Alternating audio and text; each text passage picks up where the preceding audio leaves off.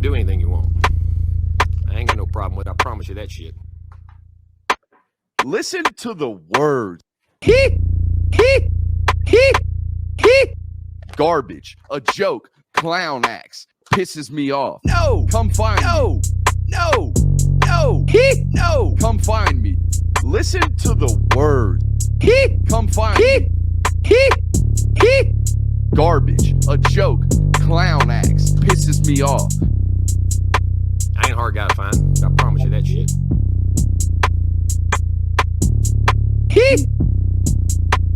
Listen to the words.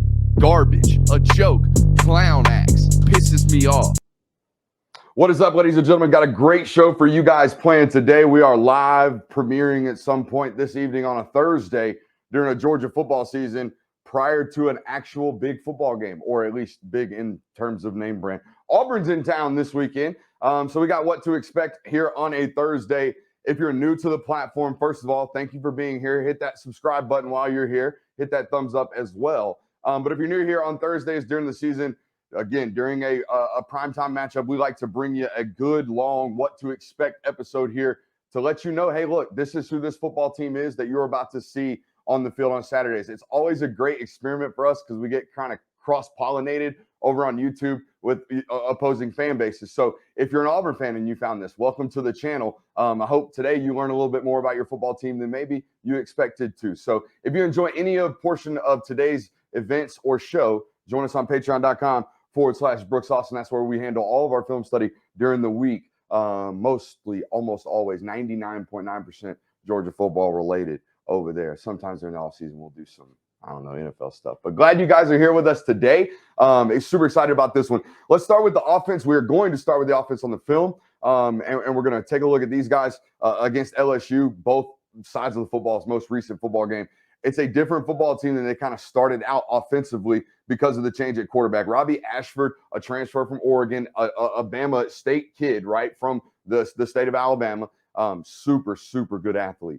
I was thinking today, going through my notes, this is the quarterback I would fall in love with. I know for a fact I would throw every scholarship offer at kids like this. And people would say, but Brooks, he only 56% completion percentage. But Brooks, he's got all kinds of issues with accuracy. But Brooks, you know, all the things that people say about guys that are throwing 56%, but they're 6'3", 215, and they run 4.48. Like, man, I fall in love with football players like this, especially some of the plays that we're going to show you. Obviously, there is some inconsistency, but I will tell you this. Through 3 games as a starter, the only 3 games as a starter in college football, he's averaged 12 rushing attempts per game. When you add on top of that the Auburn offense as a whole rushes another 26 attempts per game, hey, this is what you're going to see Saturday night, right? You're going to see some Tank Bigsby for about 19 to 20 times, okay? And you're going to see Robbie Ashford for about 12 times. 6 of those probably scrambling and 6 of those probably design runs. So when you're thinking as a defensive coordinator, hey, not a lot of weapons receiver-wise. They kind of just spread it out a whole bunch of places, including the tight end position. We'll talk a little bit about that tonight. But defensively, I love doing these shows because it allows me to kind of put together a game plan of how I would defend a football team. Not that my brain's anything near these guys, right? But I would say, hey, they're not going to beat us on the edge. We think we can cover these guys. So we're going to play a lot of man coverage. We're going to disguise a lot of man coverage too. We'll play a lot of zone because we always do. We'll mix it in when we need to. But we're going to predominantly play man because we're the University of Georgia and they can't beat us, right? We're going to pressure the box, okay? And we're always going to quarterback spy. We are always going to quarterback spy. And if you watch this channel Tuesday night, when we brought for a very, very niche audience, the NCAA video game, the Super Sim that we did, the simulator for the revamped version of NCAA 14, that's what we did all night, or tried to. We failed to sometimes on third down. This guy's going to try to extend with his legs offensively. That's what you got to stop on third down, okay? Try to make him play hero ball and overextend, okay? And be very, very similar to a guy like Bo Nix, even though I think he's about 15% of a better athlete than Nix himself. Everybody ready? All right, let's shut up. Let's grind the tape. I know they're like 4.5 minutes, dude. Longest intro ever. I know, my bad. All right, so this is what I'm talking about. Hey, last week, the University of Georgia, believe it or not, gave up 2 explosives, both on scramble drill, right? Quarterback from Missouri doing this, and then trickling out right here, right? And then one of these receivers doing a little out and up and kind of doing one of that, right? And then a corner falling asleep. Last week, it was Kamari Lassiter, and it was Malachi Starks, right?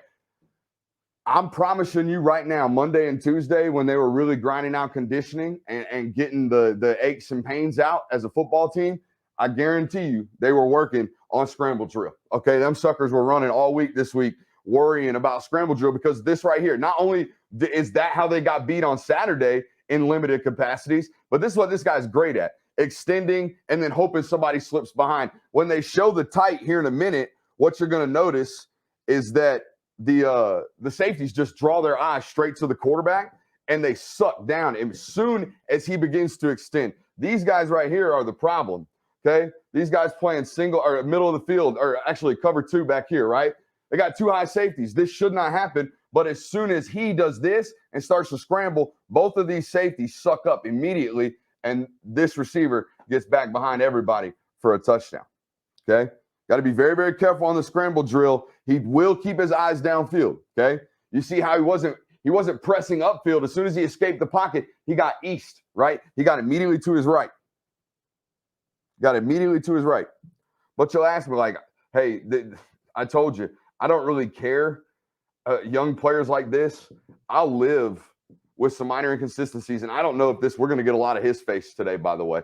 I don't know if it's his fault or the receiver's fault down at the bottom. Okay, but this is a wild miss on 1st and 15 off an RPO look. He's got a back shoulder fade right, or a back shoulder hitch right here. Okay, he's not on top of this guy, so we're going to stop it and we're going to break it off. Now, what seems to be a miscommunication is leading to inaccuracies. Okay, this is poor execution on offense, and we see it from Georgia every single week on this channel, where they're just missing, right? They're just doing things wrong in a certain situation. This is one of those cases.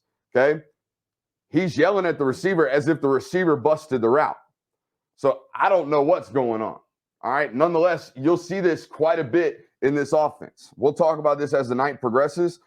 There are some things that, to me, it looks like concepts are getting put in recently, and guys have about 85% knowledge of them, but they don't have full retention of the concepts, right? So when they get out there and live bullets start flying, they make just 5% errors, 10% errors. They're just on the wrong angle of getting to the wrong guy, right? They run a hitch 5 yards instead of 7 back to 5, right? Those kind of things are what holds back an offense from remaining consistent.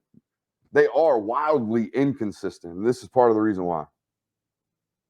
Also want to show you this. For a group of offensive linemen that was talking about Georgia and talking about dominating Georgia, this is a really, really thin bunch. Okay, I always check, like, hey, I don't mind if you got skinny skinny ankles, but you best have big old calves, you best have big old hammies, and you best have a big old rumpus. Okay, if you're playing offensive line in the SEC, okay, you check the rumpus test for sure. You don't check the calves test. Okay, I don't know which one of y'all was talking. I know the center was talking. He definitely passes some of the tests we're going to talk about in a little bit. But some of these tackles out here, man, I don't know if they got that back end to be holding up in the SEC. And they're old. Okay, they're redshirt seniors, both of these guys. Sixth-year senior. They've been playing for a while. Anchor suspect, speed rush ability, right? The ability to get out of the set and get back, really, really suspect. So I expect number 4 to be able to get off the ball, bend the edge. I expect number 13 to be able to work some long arms, maybe get underneath and work an edge as well. I think these guys are really, really speed rush susceptible. Okay, Xavier Sori is a football player that I'm expecting to have a big night or a big day Saturday as well. But hey, you see what I'm talking about. It's gonna be one of them days, dog. You're gonna be sitting on Saturday. You're gonna be on your couch, and he might have 3 or 4 of these plays. Do not go nuts. Okay, do not go nuts. He's going to do this. He's a really, really good athlete. I said it in an article today. I truly believe he's the best athlete Georgia will play at the quarterback position all year. And yes, you daggum Will Levis, NFL first quarterback overall, suckers. All you guys talking about some Will Levis, a freak athlete. This is a freak athlete. When you can make guys miss like this in open field in the SEC, you're a guy. Okay, this is a guy. Look at this. Real pistol heavy. Okay, real pistol heavy. I don't know if that, man, when I expect, I told you guys yesterday when I came into this study, I expected to see a football team from Auburn. I gave you a preview last night on What We Learned Wednesday of tonight's show. And the first thing I said was 12 personnel. They're going to be a 12 personnel, under center, because that's what Harsin was last year when I studied him. And then I turn on the tape of this dude, and they got this guy in 3x1, 11 personnel all day long, out of the pistol, running jet motion with him. So it's a little bit different of an offensive scheme set than what they were running under TJ Finley, which makes sense as to why they don't seem like they got the full basis of the concepts, right? Let's keep going. Let's keep going right here.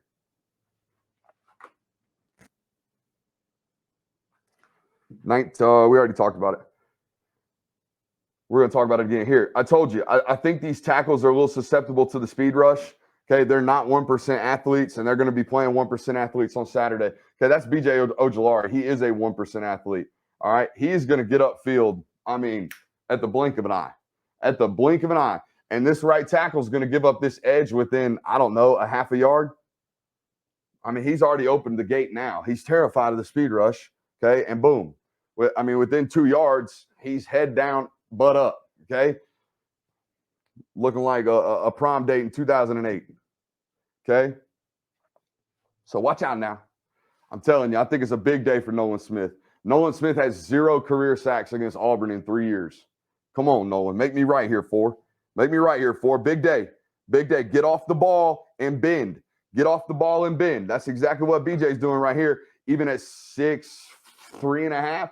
I think BJ Ojulari is. So get off the ball. Test this guy's kick step, right? Test this guy's kick step. Make him give up that short edge immediately. Boom. We got quarterback spies all day, okay? I do not care if he's got an alleyway to step up. This right here is good. Fine. Fine and dandy. If we can speed rush this dude and this dude as a defense, we're going to do it. Okay, we're going to do it. We're going to drop 18 right here. If I'm defensive coordinator, this is what we're doing. We're going to drop 18 right here on third down, and that 4-5-2 running son of a gun is just going to absolutely fly to the football. Okay, and if he can't get it done, we take him off the field, and then we try 19, Darius Smith on 3rd and 18. And if that guy can't run him down, nobody can. And if that guy can't run him down and this guy beats you with his legs all day, that's fine. But we are going to pin our ears back, and we're going to go on obvious passing downs. If I'm a defensive coordinator, I'm not going to be afraid, okay, about not being able to quarterback spy this guy.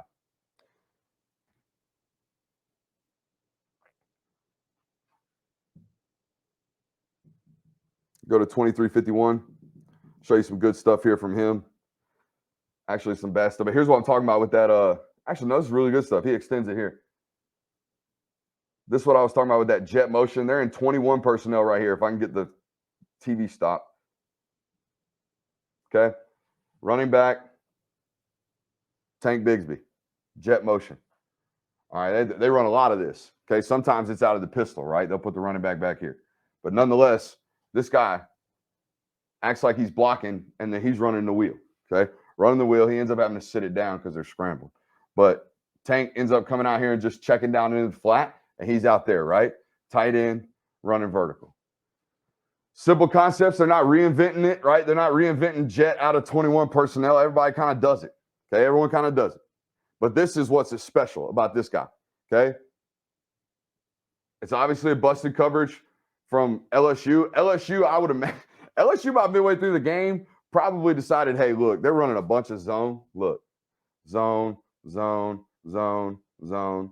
And it was probably because they thought they could confuse the young quarterback, but they weren't getting any pressure early. They're just rushing 3, and they're dropping 8. So this guy's got all day to kind of figure it out. And then as he's running, right, all these defenders start pulling different ways, right? He might pull this way, right? But as you'll see from the tight, windows start opening up midway through the defense because he's moving laterally, right? So sometimes it works against you to run zones like this with everybody's eyes on the quarterback who's constantly moving.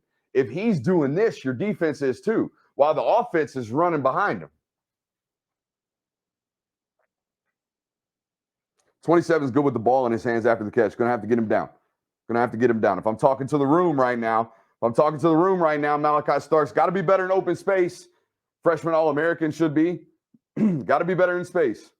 Chris Smith, 3 from LSU. Got to be better in space, okay?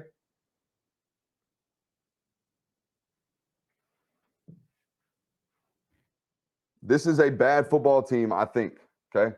I think it's a bad football team, but it does not mean they are poorly coached. Okay, it does not mean they're poorly coached. First time in true red zone, right? Because their first touchdown, you can't see it down here, but they're up 7-0. Their first touchdown of the game was the 68-yarder that we showed you, where he scrambled and threw a bomb, right? They got behind him. Now they get in the red zone for the first time, and they throw their they throw their red zone winner, right? Which is one of these jokers right here picking on him. If you watch this guy right here, as soon as he slants and darts in, this guy immediately works back out, and this guy has the middle of the field, okay? Instead of working to his deep third, this is a wide open touchdown right here. So they've got beaters too, all right? They've got things that they can design up. Now, is Georgia's defense LSU's defense? No. No, it is not. But they're well coached too, okay? Out of 12 personnel right there, 2 tights on the field, including Jake Fromm's little brother, who suddenly got like Trevor Lawrence long hair. I don't know what he's working, but he's trying, okay? And I give him effort for trying. I can promise you right now, you will see this play because everybody runs this play. If you ever watch us on What to Expect, you're going to see it, okay? Bunching every time they need it. They're trying to put Georgia into a bunch. Oregon did it by like first 7 plays. I think Oregon ran nothing but what I would consider to be Lanning beaters, right? Lanning and Georgia beaters, Schumann beaters. Hey, if you get into bunch, they're going to have to play some type of zone. And if you just run some type of smash concept, right? If you run some type of smash concept, they can't cover both guys. And it's a very simple half field read, okay? But the problem is nowadays they got it, okay? And when they check the back out, you've seen Tresman Marshall do this already this year, what this linebacker's doing. And you've seen Smile Mondon do it. Okay, get past these rub routes. That's all they're doing, okay? They either run the smash concept out of it or they run the rub with the wheel, right? Rub with the halfback swing out of the back of it. That's what every offense tries to do to Georgia and requires that linebacker right there to run to the sticks and make this hit. I like Georgia's odds. Boom. 33-52. Come on. Stop.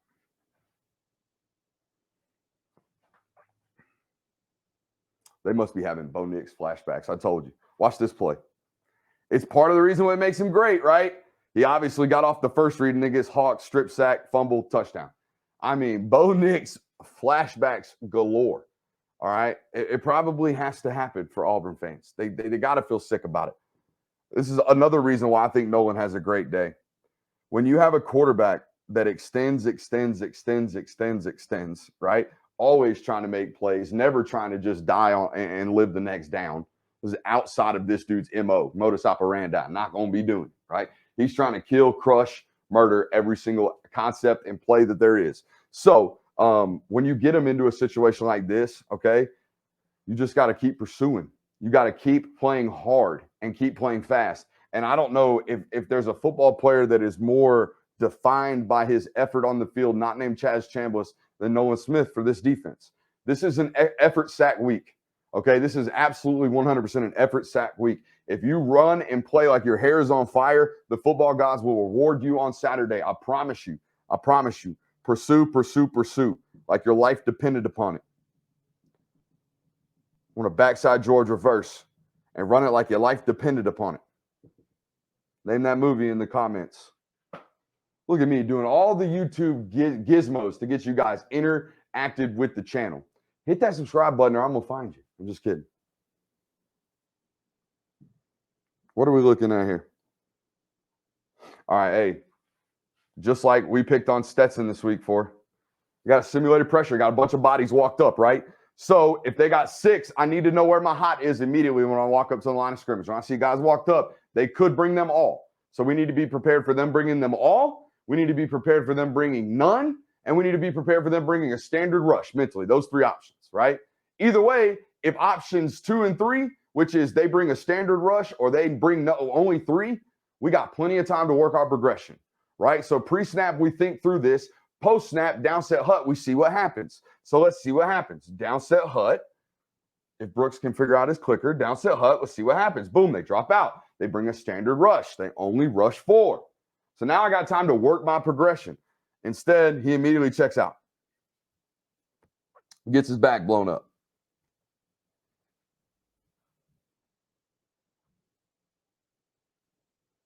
We're going to 101.13. We got a bit to skip here.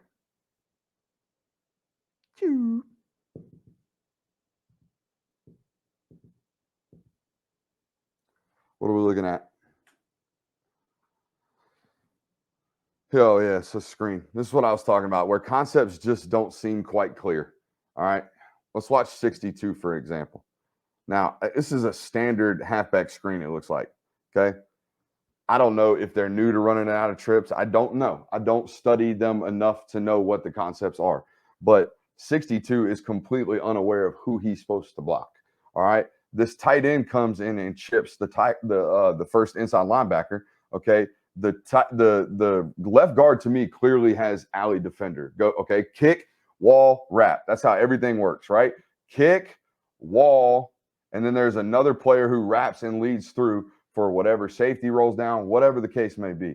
But 62, and this may just be 62, okay? But this isn't just 62. It's 62 on this play. It's 11 on the next play. It's guys not necessarily busting assignments, but missing assignments because they're not quite sure of who they're going to get. And when I see this, okay, when I see indecisiveness, the moment you start and go to complete your assignment, watch 62's eyes. When I see confusion post snap, I know that you do not have 100% retention of the concepts, okay? I understand searching and seeking for a guy. That's one thing, but why are your eyes inside? Your kick. I just told you, kick, wall, wrap, right? He's kick guy, okay? He's kick guy. The tight end's already inside. He's already out of the picture. You missed him, okay? And here comes wrap guy to be a lead blocker for everybody. So the design is a B plus. It's halfway decent. It's on 3rd and 10. That's unfortunate because that's a dead screen down. But the lack of execution can be boiled down to guy not confident in assignment.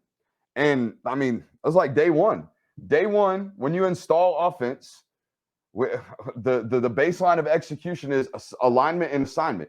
Can you get lined up in the right spot and can you go to the correct spot that I want you to go to? Alignment and assignment lead to execution. And the difference between alignment and assignment being executed and you being actually make the play is your talent level. That's it. Your talent level and your effort level. Like, damn, this dude really think he a coach. Maybe one day. All right, let's talk about this defense. Okay, we're about to show you these guys. First of all, old as hell. A lot of talk about this team lost a bunch of transfers. They didn't lose the old guys. It was all the young guys. Basically, everybody that Harsin recruited. Anybody that had been there, Owen Papo, still there, right? Still there. All the old guys on this roster that you guys have been seeing for a couple years now, they're still there. I have been saying for a long, long time, I think I didn't get all of my notes. I think Derek Hall's a really, really good football player. Okay, a really, really good football player. Number 29, stand-up rush edge. Warren McClendon, Broderick Jones better bring their lunch pail. Okay, high effort, high motor, not going to stop. Not going to stop for 4 quarters. Marius Mims, you especially. Got really, really good first step and some good bend. Okay, so if Marius is giving up short edges really, really early on Saturday to 29, that's why. Okay, he's a really, really good football player. They have 11 seniors on the 2 deep. Okay, 11 seniors. Here is the thing for me that we're about to show you about Auburn that I think is a death sentence for this defense on Saturday. A, they are way too much. We just line up and do what we do to beat a team like Georgia because they don't have the guys. They don't. Okay, they're a talent deficit despite the age advantage. Okay, so they line up and they kind of just say, hey, this is what we're playing this down. The other thing, they're a standard-based 4-2-5 defense. They don't do much. Okay, they do some run stunts. They do some simulated pressures on 3rd down. But if you want to know what they're running or what they're doing defensively, you know, as an offensive coordinator, you can line up and see it. They don't disguise anything. They don't hide it. They just show up and they play football. Okay, so let's shut up. Let's grind this defensive tape. How about that? 24 minutes in, man. Good stuff. We're working. We're working for you guys today. We're going to start at 132.26 and then work our way back, believe it or not. 132.26. We're going to get a good picture of their personnel right here on a simulated pressure. They're already circling Derek Hall up there at the top. That's the guy. Okay, number 29. He's the dude. Okay. But here's what I mean when I say they're not going to disguise anything. They got everybody walked up, right? Walked up, walked up, walked up, walked up, walked up. Okay, you would assume pressure. They got guy in the face. They're going to have guy whipping with this motion as they say motion, and he's got eyes on him. Okay, and they got a single high safety back here that you can't see. It's cover one, clear as day. They don't even need to send the motion to figure it out, but they do anyways to help the quarterback because it's Garrett Nussmeier, the freshman, okay, or the redshirt freshman, ain't really played. They are not, and I mean not, going to make a bones about what they're doing. They're going to line up and play football, okay? I saw them mix coverage once, disguise coverage once in the 85 snaps I watched them. At least what I saw was, hey, obviously they're trying to disguise, but they really can't. They really can't. Now, what does it matter? Why does it matter that teams can disguise things? Well, you've got a sixth-year quarterback out there in Stetson Bennett who's kind of already seen a lot. Okay, he's seen a lot of things and done a lot of things in his life. All right. This was really interesting to me to see as well. 3rd and 2 right here. Now, I don't know if they got caught in a no-huddle situation. I highly doubt it. I don't know if LSU subbed before or after. I was watching a really tight TV copy. So I don't know the extenuating circumstances of the down distance formation and personnel. But I know this for a fact. That's a Y and that's an H. And they are in at least 12 personnel. At least 12 personnel. And that, for me as a defense, requires me putting bigger bodies on the field, particularly on a 3rd and 2. Particularly on a 3rd and 2. Why do we pay defensive analysts in the box not to change the personnel when they're changing personnel? Again, don't know the full context. They might have got caught in a no huddle. Nonetheless, it matters for this reason. That's a safety standing at the line of scrimmage. Now, just imagine, just humor me, ladies and gentlemen. Imagine this being 0 and that being 19. I'm not saying these guys aren't good football players. I'm saying Georgia's got better ones. So I think this is really, really dangerous when you're down here playing safeties in the box because you get caught out of personnel. That's not necessarily advantageous. And this isn't a team in LSU or a coaching staff in LSU that doesn't hide their or make a bones about how much they play the tight ends. Okay, I mean, watch Notre Dame footage over the last 10 years. Hell, watch any national coverage of Notre Dame. Some people still out here holding that Cole Kmet's the best tight end in college football, like Brock Bowers doesn't exist. Yes, there are takes like that. See what I mean by 0 disguise? Just lining straight up in it. Okay, lining straight up in it. All eyes and leverage indicating zone. Eyes on quarterback. Eyes on quarterback. Eyes on quarterback. Eyes on quarterback. Eyes on quarterback. Eyes on quarterback, eyes on quarterback. Inside leverage or outside leverage at the top, butt to the sideline at the bottom. Inside of number 2 right here. See what I mean? No even trying to say, hey, we might be playing zone. We might be playing zone. We might be playing man. Even if against a true freshman. Again, if you're not going to disguise against this guy, you're never going to disguise, right? You should be trying to confuse this guy. You should be lining up and trying to confuse this guy.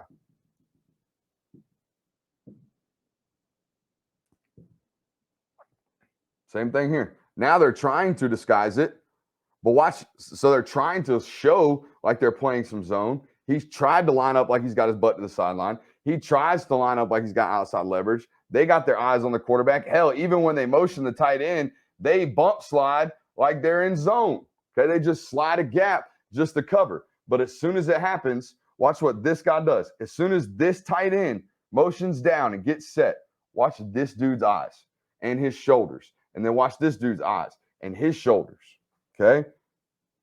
And I'll tell you why it matters. Here comes the motion, there comes the safety, and boom.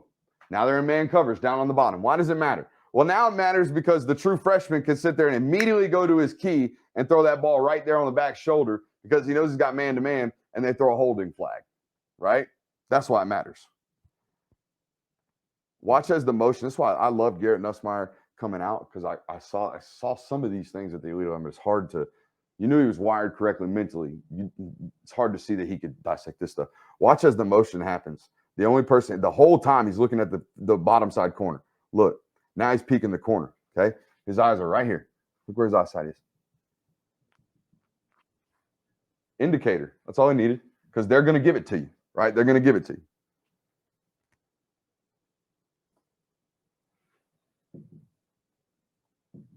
So Let's watch one more thing,